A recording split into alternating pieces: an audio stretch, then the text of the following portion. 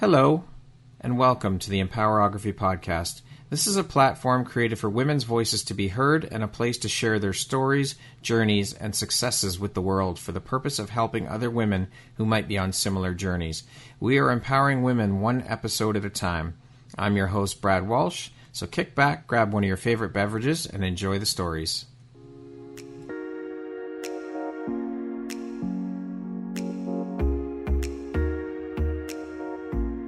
The world needs to hear your message and your story, so don't deny the world of that gift within you that the universe has given you. Someone out there needs to hear your story because it will support them in feeling hope, inspired, and even transformed. Do you want to discover how I help get my clients out of their own way, show up, and confidently share their message? I would love to extend an invitation to you to join me in my free masterclass, Start Your Own Podcast from Idea to Implementation, on Wednesday, April 5th at 1 p.m. Eastern.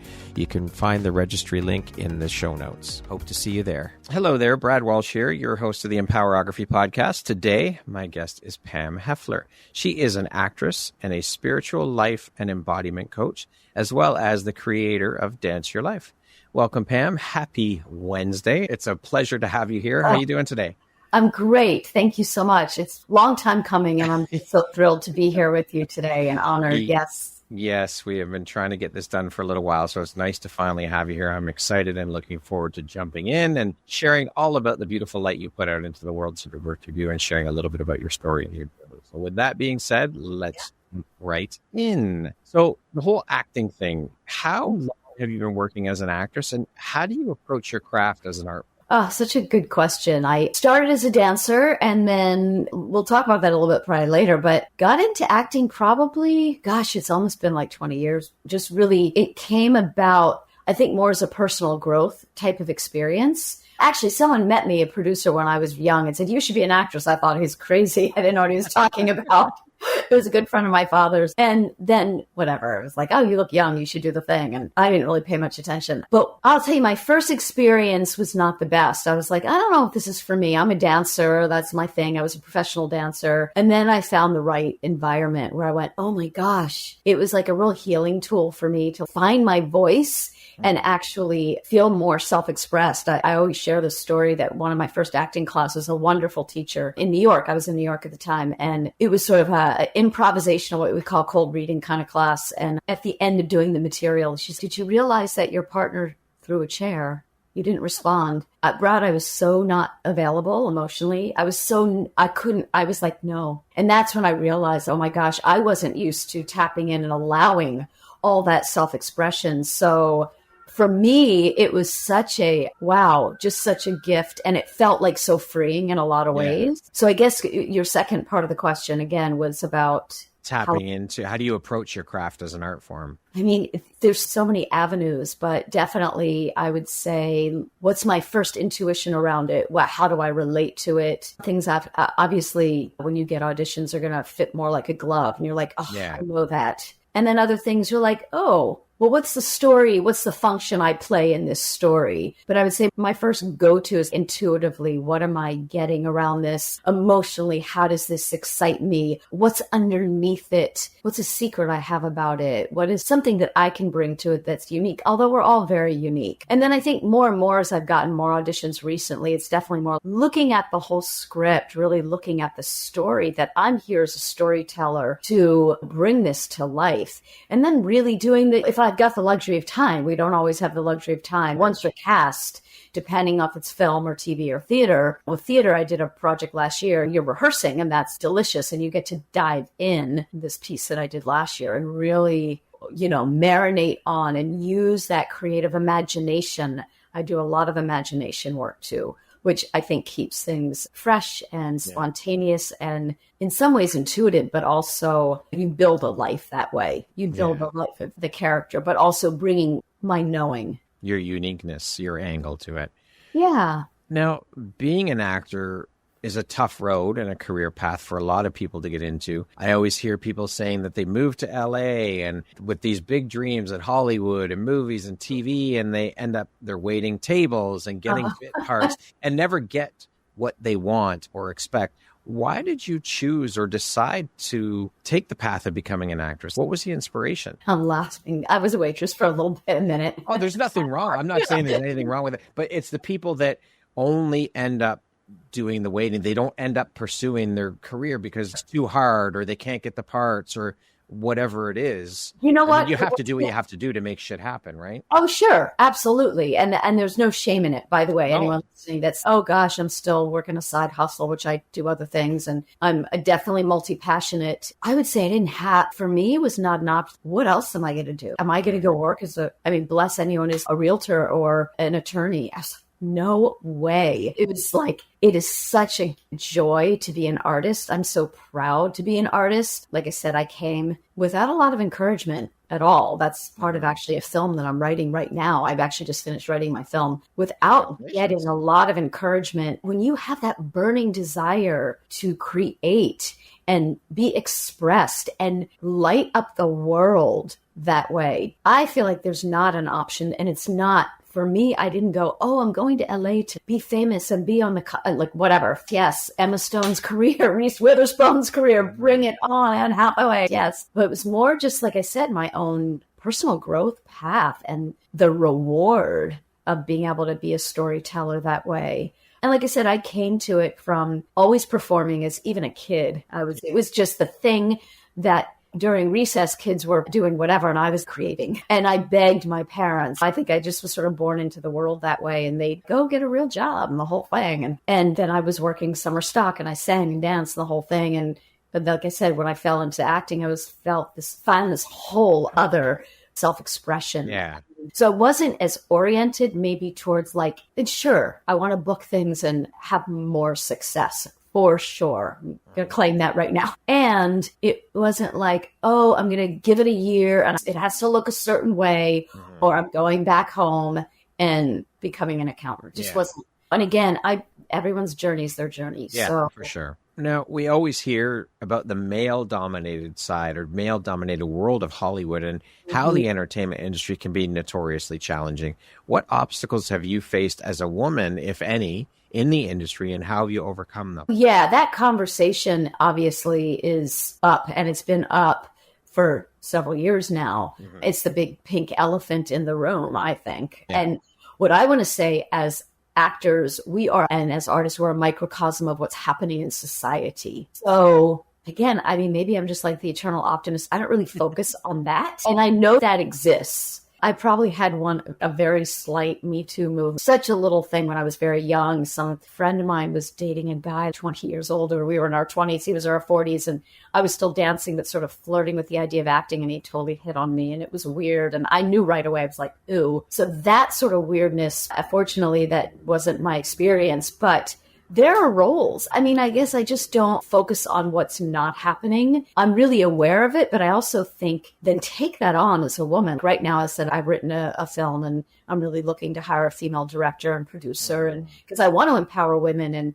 I go back to, I've been doing some research on the women entertainers that are inspiring me. And again, Reese Witherspoon just blows my mind of how much her platform is to, not only is she producing a ton of programs that are highlighting shows that people are aware of, but she's really promoting female entrepreneurs. Yeah. And so I think it's up to us as women to not feel like victims, but actually take that on and support each other, cheer each other on, and write those stories and change that narrative and educate. Sure. I mean, the industry, again, I think that's why we had that strike.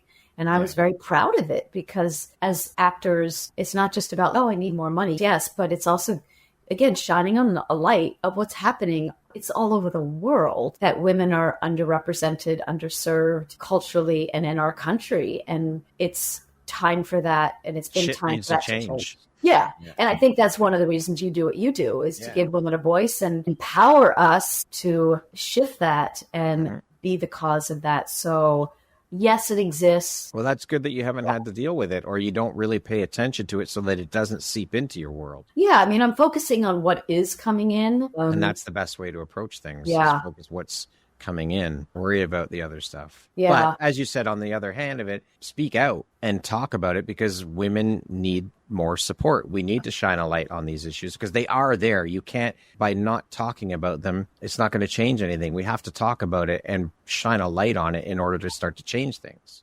Absolutely, 100%. And I think that's why there's so many women in film. There's so many organizations to hire female directors. And yeah, I think it's really important. And again, personally, I don't think maybe it's just because I've been blessed and I haven't had a lot of negative experiences. I don't have to come from that, whatever, screw off, angry at men. I know a lot of amazing men that support women. So I think it's around surrounding yourself with that, and also keep talking about it and create opportunity. For sure. Be the change, be the creator. Yeah, absolutely. Acting often requires tapping into deep emotions and vulnerabilities. How do you navigate the emotional intensity of your roles while maintaining your own well-being? That question's so good, to really maintain your well-being. I think earlier on, well, I'll give an example. I was cast in a film. It was several years ago already, maybe 8 years ago or something. And I remember it was very intense. And it was a really rewarding role. And it was so emotional. I was playing a mom whose child had drowned and was on life support. So it was like hospital drama, the whole thing. And I did have that moment of, wow, this is a lot for me. It was a lot. And I remember after that getting cast in like a comedy, and I was like, "Ooh, thank goodness it had the balance." But I mean, part of me loves it. I love being able to go to those places emotionally, deep emotions. I think it's just about knowing that you are walking into the fire, so to speak. And craft-wise, everyone works differently. I think if you are able to use more of your imagination, it's not like every time I play a role about a child getting hurt or my husband getting hurt, I'm not killing off my real husband. Yeah. Use my imagination in a way that actually frees me up, and as an artist, so much more. I'm not having to rip off a wound and go back to something that happened over and over again that actually keeps me not present.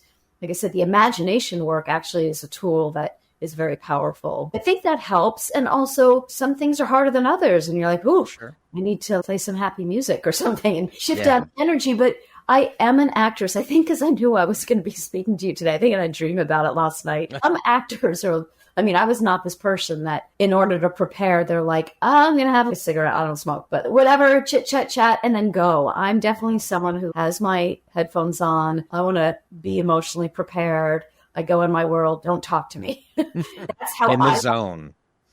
Totally. Because I like that preparation. It feeds me. It fuels me. I feel like I'm on. And it's also, going back to what you're saying, it's an honor to tell those stories. So like I was doing this theater piece last year playing women that were in the beginning of the war in Ukraine. I want to be able to tap in this very deep way and tell that story. That's why I choose to do this. Yeah. I did a show years ago and someone's, I wouldn't want to go there. And I was like, oh, it's jumping into the deep end and I love it. In your element. Yeah, I was in my element. So I would feel disappointed in myself as an artist, if I didn't. If I sort of sugarcoated it or just called it in, then why bother? So did that answer that question? Yeah. Can you share a pivotal moment or experience from your journey as an actress that has shaped who you are today? Pivotal moment. There's several. I would even say, just going back to that very first experience, that the fact that I remember being in one of these first acting classes and that teacher saying, did you notice that he threw a chair and he was angry and I didn't? That was pivotal for me to go, oh, there's something there for me to notice on a personal growth. And then I remember being in class and I was in New York. I live in Los Angeles now, by the way. So sorry, there's a background noise. Okay. You don't hear it. And I remember being on stage in class and someone said, wow, it's like you're up there fighting for your life. And I didn't realize how important personal growth wise the work was.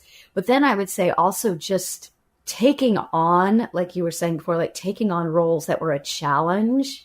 I love that. I came to LA and ironically got into a theater company and started doing classical theater. I was not trained in that. That was like so exciting to be able to take that on. I got cast an incredible role and just finding that sense of personal power. And then I did another piece that was weird, avant-garde, amazing.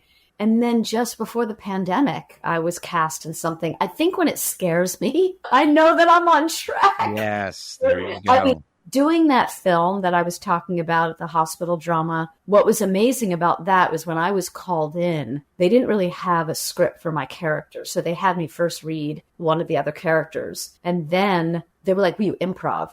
And it was so powerful that they added what I did in the improv into the film. And then from feedback from one of the first go-rounds, they added more scenes of my character because I was the mother in flashback. And I would say that was pretty pivotal to, again, anytime I think that I take on that challenge and scare myself and then really accomplish it. Doing this play, I had a role in something that ran 3.5 months here, and it was a 2-person play. And I remember calling my friend, she's this is big time, just so you know, she does a lot of shows. So think that each time I get the opportunity to take on something that challenges me and then I grow from it is pivotal, and it changes me. I become more of who I am. Yeah, you evolve.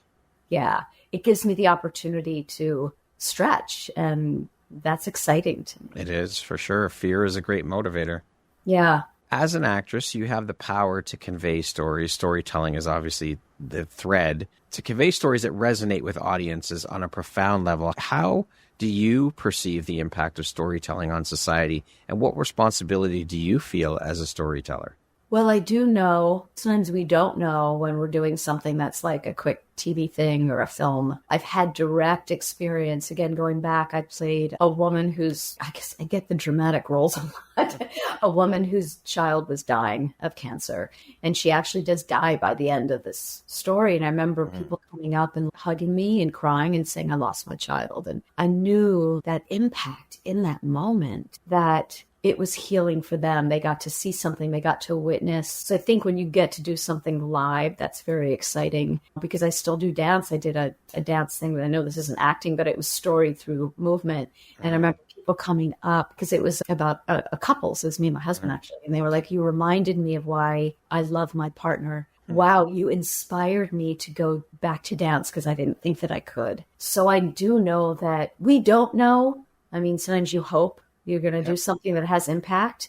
But I also feel really called to tell stories of social impact that raise awareness. That really excites me, that highlights. I mean, I think it has to be bigger than me. For me, I want it to be bigger than me, because otherwise, again, Why bother? Yeah, why bother? And again, when I share this story, when I did this evening about the war in Ukraine, I was pretty freaked out. It was the first performance I'd done after the pandemic live. And I remember having not been on stage, and I had anxiety. I was like, whoa, I think my nervous system wasn't used to people and lights and the whole thing. And we'll talk about my Dance Your Life program a little bit later. Yeah. But I actually used my transformational creative movement process on myself to heal and get to the truth of what my anxiety was. And it was that I felt like, who am I to tell this story? These people are really living. I mean, I was telling true stories. It was not someone made this up. Yeah. And I remember just crying about it and feeling like too little, like I wasn't enough. And because I own that, and I was so afraid that I wouldn't, like I was saying before, show up 100%. I think that's my biggest fear, is actually that I won't go all in. Not that the work itself, but that I'll just phone it in. No way. And I had such a powerful experience that it was actually bigger than and I think that was what it was. Like, I found my voice, I found my truth. I was a channel, and that excites me. And I could tell from, like, again, when you're doing a film thing, you don't really know because you don't have direct access to people. Sure. But doing those live performances does give you an opportunity because you can have direct feedback. And it is, again, I do think it's a responsibility. And I think also being mindful of what I say yes and no to. I got really clear also during the pandemic. I mean, there's a lot of violence on TV and film. I'm not interested in that. I don't watch it. And I will say, I do get called in sometimes for roles that I take a step back. I am a white woman in a world, and I can look like someone super privileged. And I say that only because yes, I'm very privileged. I know that. But sometimes I'm playing a role that I will have some judgment about. And I've had to really sort of coach myself through it and talk it out with other people. And then I'm like, oh yeah, I'm just a function in this story. because I don't necessarily resonate with that character. I'd much rather play someone who is fighting for the underdog and heart-centered, and we don't always get that opportunity. So that, I would say, maybe that's my biggest obstacle or challenge right now, is going, I want to attract roles that really speak to me, that I know I feel passionate about, that these stories are going to have an impact. And we do, as artists, have a choice to say, no, I'm not going to do that. For sure. And I've done that. I don't think this is for me. Not often. Yeah. Yeah. I think that's important, to not take projects just because they come your way, but take projects that are in alignment with who you are.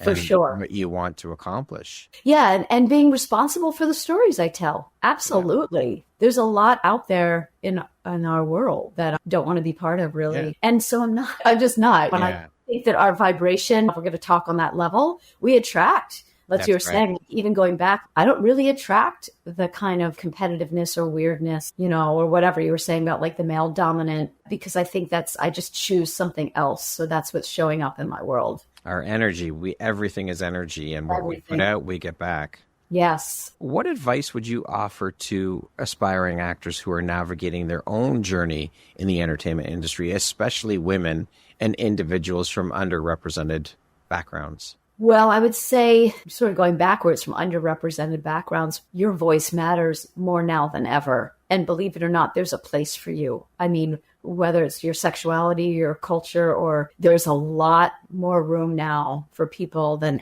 ever, especially when I was starting. Oh my gosh. And I'll watch old TV shows and I'm blown away at how it's all white. I'm just like, wow. And we're still far from that. I would just say, keep finding things that light you up. Go towards what lights you up and surround yourself with people that are high vibration, that aren't this is hard. You know what I would say? What's really hard is to spend your life doing something that is not your truth and your path, and to do something just because it was safe. And I would say that I get passionate about this. Don't play it safe. Yeah. And if you need to, I get it, work 4 jobs. But if you're doing the things you love to do, keep surrounding yourself around that. Get good training, go do theater, go do films, do smaller projects, create your own projects, collaborate. Yeah, like they said, focus on where you want to go, and know that there's more places now than ever. Like I said, I'm repeating myself, but to create content, to know that underrepresented people, and there are women's groups. There are a lot of women's groups to join and to get involved. And it's not going to be easy. Of course. And if the money thing is an issue, get jobs that you can do to support you. I'm all about not playing the victim or struggling. I don't think that energy is helpful. So I've always done the starving artist thing. Yeah. I mean, I don't think it needs to be that. I think that you can really find other things that light you up, that can make you money, so that you're building your confidence and your self-esteem. And I struggle with it too. The hardest part is we're in a time now of taping ourselves for auditions. We did that a little before, but with the pandemic, everyone who's an actor knows this. I mean, I have my lights and my background and the whole thing. I'm not using them now. And then you send it off and you don't hear. I think that's the hardest part. And it can, you're like, oh no, did I not do enough? So I think the mindset piece is huge. Have a mindset practice of feeling your value no matter what. And I'm a work in progress. We all are. Everybody is. And my friends and I would be like, oh, I thought that was so good. What happened? But well, I got the call back, and so great when you get the feedback. And I'm up for something right now as we speak. The director just called this morning. She goes, the writer, can you resend? I know I'm her first choice, but they have to run it by producers. And you're like, okay, manifest it, but I don't want to hold it too tight, it's all the things. So I get it. But I would be careful around being around a lot of naysayers, because there's a lot of that. Yeah. A lot of that. Even during the SAG strike, there were a lot of groups that were getting together to speak, and they were bashing a lot. And I chose not to do that. Yeah. Because I thought, you know what? That's when I spent the time writing my script. Stay away from that energy. You don't need it. For me, it wasn't creative. Sometimes, yes, if you need to call someone and have a good cry, or have that sounding board and be pissed off about X, Y, and Z. But I think if I indulge that too much, then I'm not in a creative space. So yeah, absolutely. I want to jump into the world of coaching and your work as a coach. What inspired you to venture into the world of coaching and become a spiritual life and embodiment coach? And how has your personal journey influenced your approach to coaching? So I started coaching because I hire a coach. So years ago when I was in New York, I was in that first acting class, and there was a woman I met who, she was a coach. Someday you should coach with her. I was like, what's coaching? And I fell in love with it, and I've always had a coach. And so I was her client for many years. And at one point she goes, you should coach me. You're really good. So we sort of started, and actually we are still every 3 weeks, this woman and I have known each other for years, and we coach each other. So fast forward, I moved to LA. I stopped paying her. She'd stopped paying me, whatever. And then I started, it was another woman I met through acting in LA, and she had a coaching program, and I adored her. Talk about someone who takes risks. I mean, she's, I would say, a lot of ways opposite of me. I'm petite, brunette. She's tall, blonde, and she just is fierce. I always want what, I'm not necessarily drawn with people that have what I'm like, no, I want someone I'm going to aspire to. Yeah. Anyway, long story short, she had an overflow of clients, and she felt like I would be a good coach. She hired me to work with her. This was regular life coaching, but for mostly artists and actors. So this was back in like 2015. I was doing a lot of coaching for her. And then it was her business and started groups. That was my idea. So that I was excited. I started creating coaching groups. And she got busy doing other things and let the business go. And I was not interested in taking it over at the time. Right. The coaching world was exploding. And what happened was, through my own personal growth work, I've always done somatic healing work and therapy. I don't know if I'm digressing here, but I think this story is important. I was going through a very challenging personal time, and I had not danced. I was a professional dancer in my 20s and loved the world, but also hated it because it was so competitive, and I never felt enough. I was sharing this with a client yesterday who was like, how did you get to do this? I would go to auditions and then leave because I just felt so insecure, and sit in my room in the dark and cry. And I never felt perfect enough. And the ironic thing is, I worked. Like, I was in a dance company. I did music videos, whatever. But because I'm tiny, I felt like the tall, whatever was, she was more and I wasn't. And anyway, so I left that world. And when I was going through a pretty challenging time about 8 years ago, maybe my timeline's a little off, I remember thinking, gosh, if I could just dance again, it was so healing. So I went back to dance more from like a healing perspective. I did these classes called 5 Rhythms, and it was just free form movement. And I got such a download in that, oh my gosh, our bodies hold all of our feelings and all of our worry, and all I could think is my brain. Could I just shut it off? Worry, hurry, running around like a crazy person. And our bodies really know our truth. And I just got this download, Brad, and I started writing afterwards and crying. And it was so my truth. And I was sharing with one of my somatic therapy coaches at the time, and he goes, you have a workshop there. So I started creating this as a workshop back in 2017 and did many what I call healing Dance Your Life circles. That's what I called it, Dance Your Life. And they were one-off circles. And then again, life got busy. I did that show. I did a dance thing that was really challenging, that some of the things I shared earlier on, both in 2018 and 2019. And then we were hit with the pandemic. And I thought, gosh, this could really work online. People, I think, really need connection to themselves and to community. And I was doing all these beautiful programs internationally. So I made a commitment to doing that a few years ago at the beginning, or maybe a year in. And then I thought, I have always naturally felt like a coach. And I thought, they're needing more. They're doing these group experiences and then they're leaving. And so it occurred to me that I could really put this together and take my coaching. I'm still coaching this one client and this woman that we coach each other, and really put it together to create more of an experience for my participants and clients. And that's when I really went, I'm going to make this, it feels like the way acting is a calling. This really feels like a calling for me. And so I just really designed it to put it all together. My coaching experience that was literally at the time over the phone. We didn't even see each other, and talking to, let's get in our bodies and let our bodies lead the way. Let our bodies have the experience to release and claim more of our power. So and I think it's been my own, like I said, my own transformational journey, because you got to walk your own walk. For sure. Absolutely. So how do you define spiritual embodiment, and what role does it play in living a fulfilled and purposeful life, in your opinion? That's such a big question. I would call spiritual embodiment really starts with getting quiet, really listening within, getting curious about what your truth is and how you want to move your body and what messages your body has. And by doing that, I think it's I see it every time I work with a client. They're like, wow, you get to discover a part of yourself that you didn't even know. We let go of our ego, our busyness. Someone was sharing yesterday, I had a new client yesterday. She goes, I have a deep meditation practice, but it's sort of from the neck up. Now I'm realizing that through embodiment, this really is a spiritual practice. It really is a way to tap in. Anytime we get in touch with our truth, we have the opportunity to, if you don't feel it, you can't heal it, as they say. So it definitely is a vehicle. It's a vehicle for transformation. It's a vehicle to claim more of yourself. Another woman said she's a writer, but has never really been in touch with her body and didn't realize. She said a fascinating thing. I always heard that our bodies hold trauma and pain. It never occurred to me that it could hold our pleasure and our desire. Mm-hmm. I said, yes, I want people to have both, but we have the ability to have both, and our bodies are here for a reason in this lifetime. Not to say that our heads are not valuable, for sure. If it says there's a fire there, look at that, don't walk in, put your hand on the burning stove or whatever, but yeah.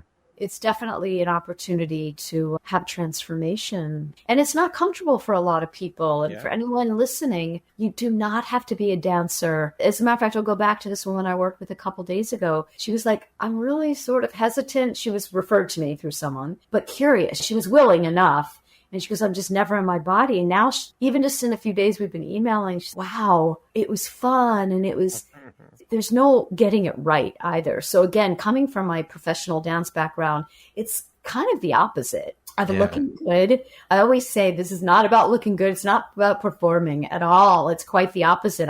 In my women's group last year, I had a professional ballet dancer. She probably had some of the hardest time because it was hard for her to let go of. We're so used to performing. The conditioning, absolutely. Yeah, the conditioning. Sure. So it's the opportunity to, fuck it, let it go. Throw paint on. That's one of my exercises. Imagine as a kid finger painting with body paint. How do you want to get crazy, get messy, bring that kid-like fun back? People forget, oh, yes, I forgot as a kid. We do. We get lost. And because of the conditioning, we get told that, stop playing around, stop acting like a kid, all of these things. What's wrong with that? We need to do that. And that's where I think your inspiration comes from, by the way, the aha moments of what you really want to create. So to connect it to when I work with clients, we're not only just releasing and yes, it's high vibration and fun, but you get insights into, oh my gosh, that's how I want to create my life. So you get to put it into action. And yes, for sure. Vulnerability is often a key aspect of spiritual growth and connection. How do you encourage clients to embrace vulnerability as a pathway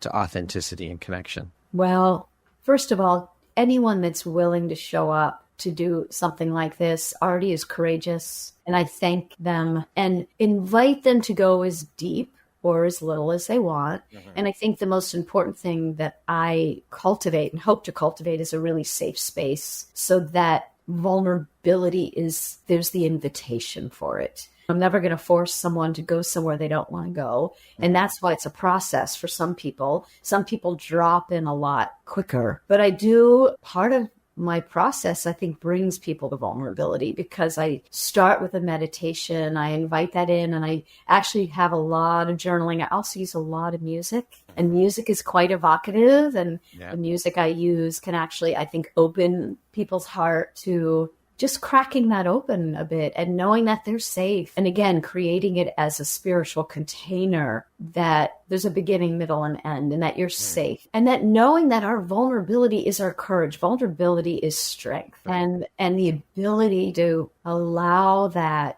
I think when people feel it, there's such a relief. I think people often will fight it, or if you're not used to it. But once you do, I think there's, thank God, I got to let go of having to be perfect. I got to feel those tears. I got to embody that anger. A while ago, a woman I know who's gone through divorce was like, she goes, I didn't realize how much rage I still had at my ex. This felt so good to let myself have it. Or someone else was like, wow, I'm feeling so emotional about just, she's such an empath. And she was like, this was really amazing to let herself feel that. And I want to say right now I serve a lot of women, but I do think the world needs this. the world needs. There was an article written recently in Women's Journal about me, and it starts with ourselves to have a ripple effect in the world. Sure. And that's how we can make a difference, to start with ourselves. And I truly believe that if people felt their truth and allowed that vulnerability, they'd be more compassionate to themselves and more compassionate to others. So for sure. Now, of course, limiting beliefs can hinder spiritual growth and self-expression. So how do you help clients identify these and release limiting beliefs to cultivate a greater sense of freedom and expansion? Well, piggyback on what I was saying. Yeah, I mean, limiting beliefs, I have them all the time. We all do. We all go through it. So when I take someone through, that is part of the journey, really grounding them in meditation, and a lot of the prompts, the journal prompts, will open that up. And I start with something simple, like what's one thing you're really ready to let go of? And always we have something, and we'll talk about it. And then gently through the movement journey, gently start to invite that in and allowing you to move that energy. Because a lot of times our limiting beliefs are things that were told to us that are not true anymore, that we're still holding on to, or that you're just so sick and tired of. And I think this comes also from I know it does, from my acting background. We used to do, I'm sick and tired, or get away. And even the kind of somatic therapy I've had, it's use your voice, use your body, shake it off. Again, in an environment that's safe. I always invite people to take care of themselves, don't hurt yourself. And I like to bring in the elements, the earth,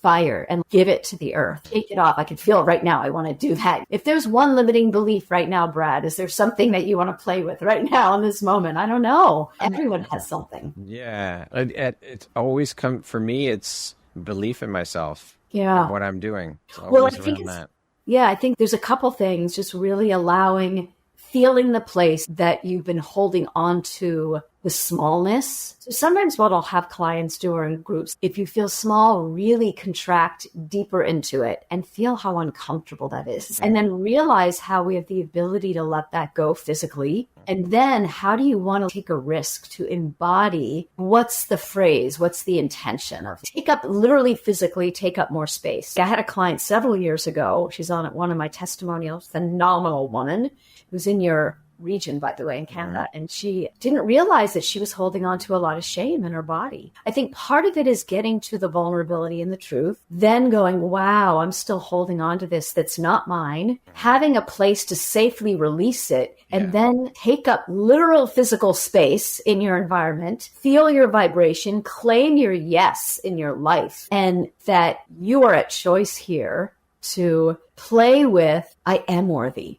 And maybe have that, like, I am worthy. What I'm doing does make a difference. And really move that in your body, dance it out, feel that, raise your vibration. Our state of being is what creates. Even if you listen, I mean, I haven't listened a lot to Anthony Robbins, but I'm like, that's what I'm doing. He's just doing it to millions and millions of people. He's been around forever. So we need to raise our vibration and raise our state. And that the more we do that, the more we condition ourselves. They always say the universe doesn't know whether what's real or not. If we keep saying, oh, it's really hard, and slump our shoulders, somatically, we can feel that. We go into contraction. If we open our hearts and we feel it in our pelvis, allow that pleasure. That's a place that a lot of people aren't comfortable with. So stepping into that, allow that fire. Use that element of fire, like use your passion, your desire. What is it you really want? Can you ignite that? And it's a practice. And I will say to someone that maybe only works with me once, now what are you going to do? You don't go to the gym and work out once. You're like, I feel great. Yeah, you have to keep going. Sore,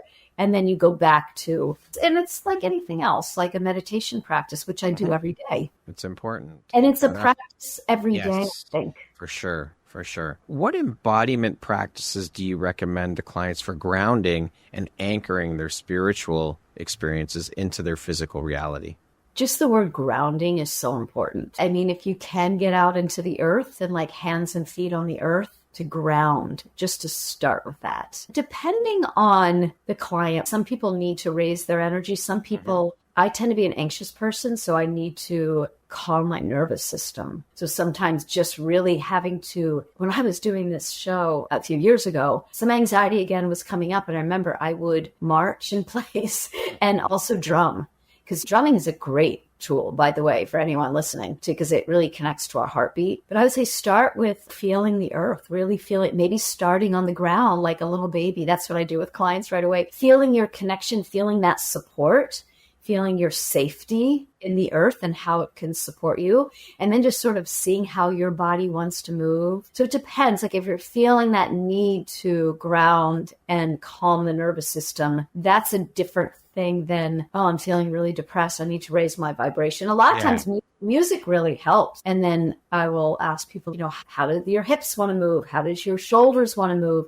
How do you want to invigorate and play music? But I think it's important, I'll back up a little bit, to start with where you're really at. Because sometimes if we try to override what's true, it doesn't honor. And so I don't really believe in that so much. I believe it's better to start with the truth of where you are. And anyone reads Abraham Hicks, she talks a lot about too, sort of gently going up the scale versus, oh, I'm an empty tank and I'm going to pretend my tank is full. Yeah. Just by smiling it away. I think that sort of that toxic positivity is not healthy either. So it's a delicate balance. Okay. If you're in a lot of grief, you might need to be in the bath and wrap yourself in blankets. And that's okay too. And I work with a dancer right now who just, because she's so active, we do a lot of grounding, just gentle meditation. So everyone's really different. I think, again, honoring what is true for you is important. For sure. That's the most important, I would say. Mm-hmm. Let's talk a little bit about, let's get into Dance Your Life. You are the creator, as I mentioned off the top. Mm-hmm. Can you share with us all the things Dance Your Life? When did you create it? What inspired its creation? And what is Dance Your Life all about? Yeah. Well, I touched on it a little bit before, so if it's okay to repeat, was what I was sharing before, that Dance Your Life, I had left the professional dance world many years ago. And it was such an emotional thing to go back to dance, because once you're good at something, again, I was good and now go back to class and all those things. And sort of going through this challenging time. And I had always been doing personal growth, and I was doing somatic, it was called core energetics, radical aliveness, core energetics therapy, which I really believe in. That kind of, if you're going to do therapy, that it's body-based personally. And I was in a group and I had gone to this, like I said, free-form dance class, and just thinking, gosh, if I could just move again, that would be so healing in this very traumatic time for me. It was a very hard time. Personally, I wasn't sleeping, and there was a lot of grief and a lot of fear. And that's when I got this download about, like I said before, our bodies really just have our wisdom and our joy and our pleasure and our passion. And I came home not only just like being encouraged, but I wrote out this spiritual journey. It just came through me, and I made the commitment to start. And it made sense. Dance Your Life. It was like, dance your life into creation. That's the vehicle. It's the tool that we're using, movement,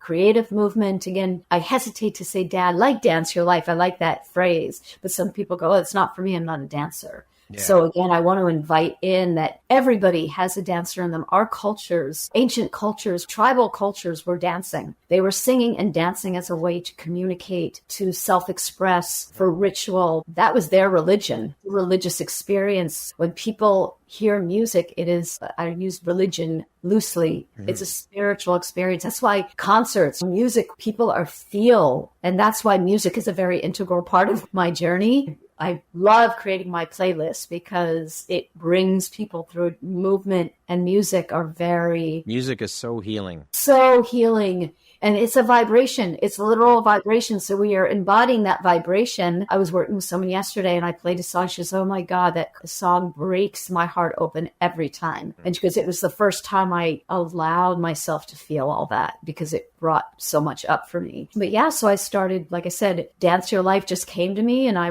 made the commitment, and I was here in LA doing these dance circles. And at the time, like I said, believe it or not, I think I had a lot of men that were coming. I had the intuition to create women's groups, but for some reason, lots of men kept signing up. And at one point I had a group and I was in a studio. These were all live experiences. Yeah. And I must have had 10 men, and I'm very tiny. I say I'm 5 feet, but I'm 4'11". I'm just sharing. I must have had 10 men that were like over 6 feet. And I was like, oh my God, a little overwhelmed, but they were surrounded by giants. I know. They were so amazing, Brad. These men just went all in, opened their hearts and played. And so like I said, I was doing these circles, but it was a lot of work to promote it. And I was working my 4 jobs and acting and doing all the things.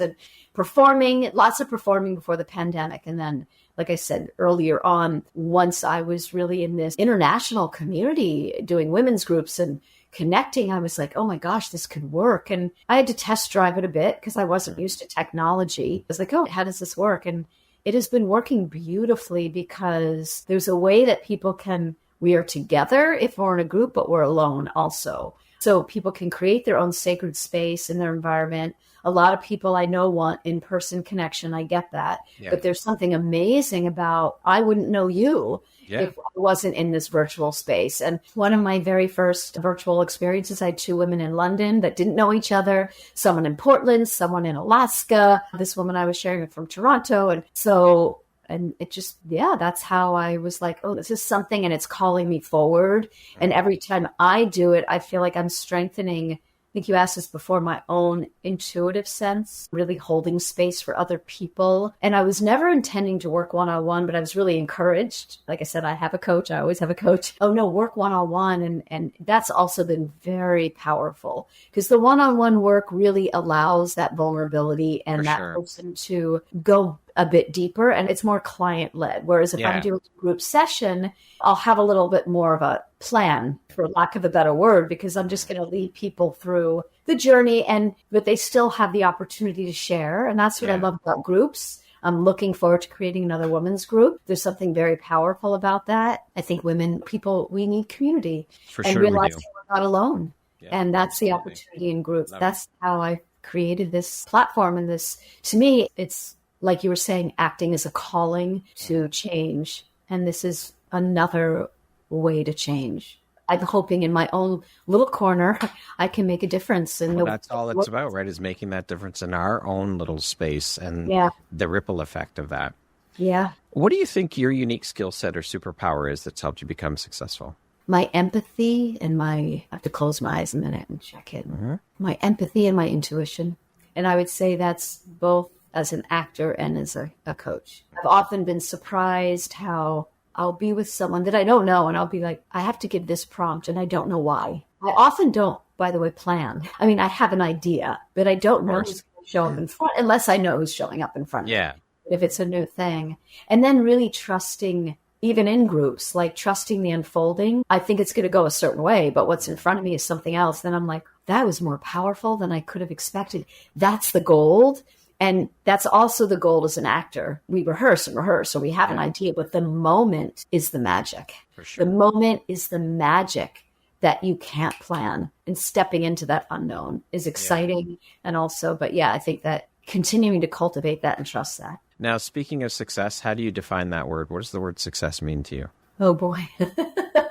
Oh, girl. Oh, wow. Success. Personally, it's doing the things I set out to do well. Like I said, I was going to write this film. I've been procrastinating. I feel successful. I've written this film. The next step will be putting it into action. Putting into action meaning like I'm going all in, and I've done that and did it well. Investing myself in these theater performances I was telling you about.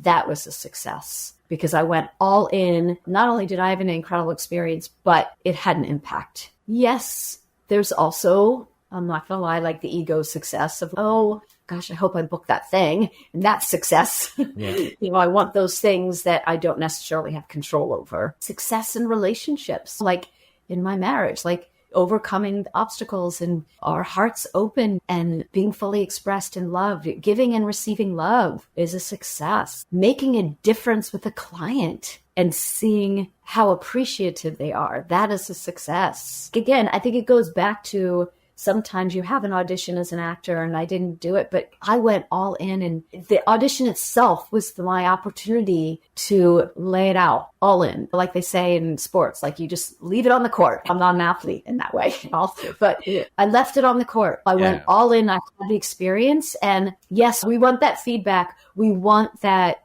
reflection because that's human. I want that reflection. I want that success. I want to know that I'm showing up in big arenas, big films, big TV shows. I want to have more impact as a spiritual life and embodiment coach. I want to have bigger platforms. That will feel like a success. So I have room to grow, but it's doing it and going all in with my truth. And that's what I want to do.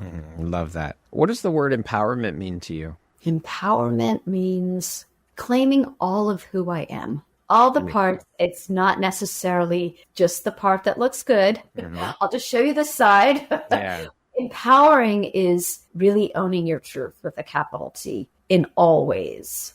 And then from that place, I get to be more of who I am. So the more I have the courage to show up in the world, and it's not easy for me. I'm actually realizing since the pandemic how much more of an introvert I am. Like sometimes I'm like, woo, that was a lot of energy around lots and lots of people.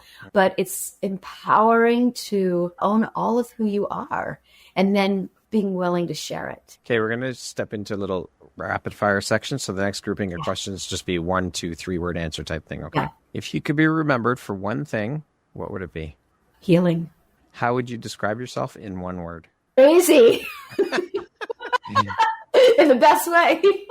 In a good way, yes. Yeah. Let's clarify that. Yeah. What is one of your favorite entrepreneurial books?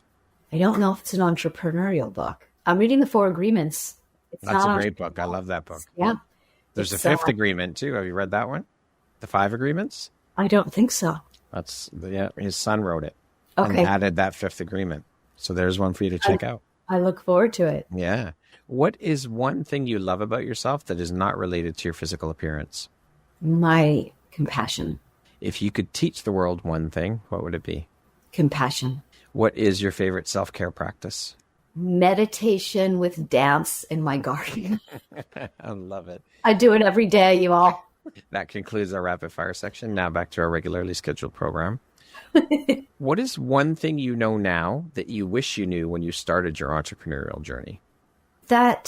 When you say entrepreneurial, let me just be clear here. Not you say coach, you're talking about the coaching per se. Mm-hmm. Yeah. I would say I didn't realize how powerful working one-on-one would be. I really was headed more in the direction of groups and realizing how I can still have an impact one-on-one.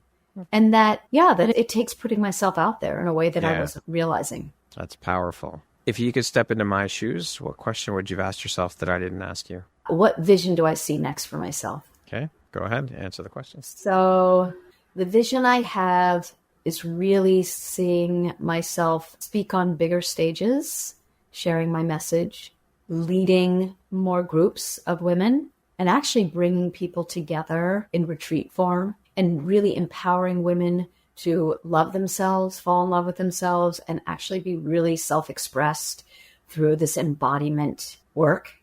I see that happening. So destination retreats are on my horizon.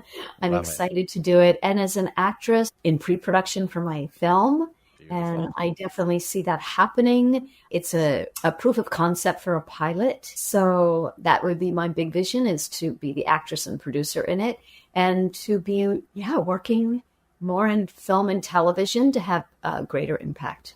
Beautiful. If you had the opportunity to sit down and have a 1-hour conversation with one woman, any woman in the world, who would it be and why? I saw that question. There's a couple that keep coming to my mind. Marianne Williamson. And why Marianne Williamson? She's been on the spiritual path a long time, and Course in Miracles, and just curious about her personal journey. I don't know how. I mean, I read A Woman's Worth years ago when I was sitting on the subways of New York, and I would just cry.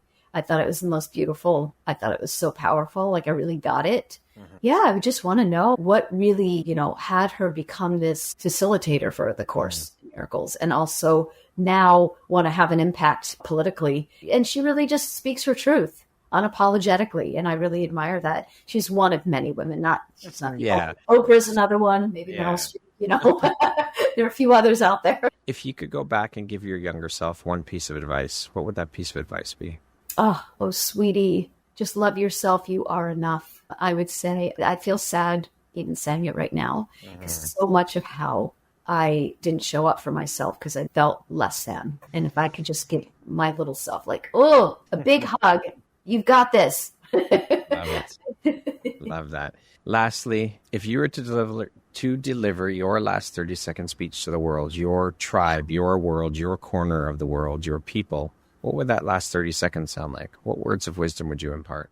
People, know that you make a difference, that you are loved, that you are cherished, that all of you is welcome, and that I have been so honored to serve you here on planet Earth. And please be kind to each other so that we can make this world a better place and lift each other up and live heaven on earth right here, right now. And that magic is possible. I love you and you're loved. Beautiful.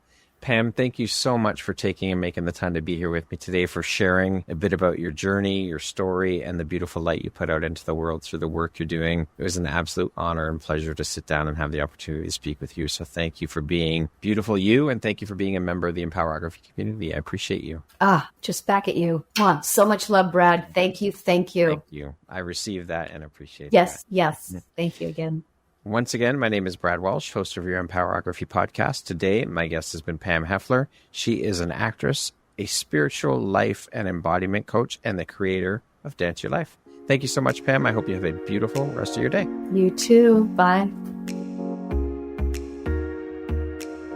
Thank you very much for listening to this podcast. If you haven't yet, please be sure to subscribe, rate, review, and share with all your friends. You can find me at visuphoria.ca and follow me on Instagram at Empowerography Podcast and on Facebook at Empowerography. Please join me next time for another inspirational story from yet another amazing woman.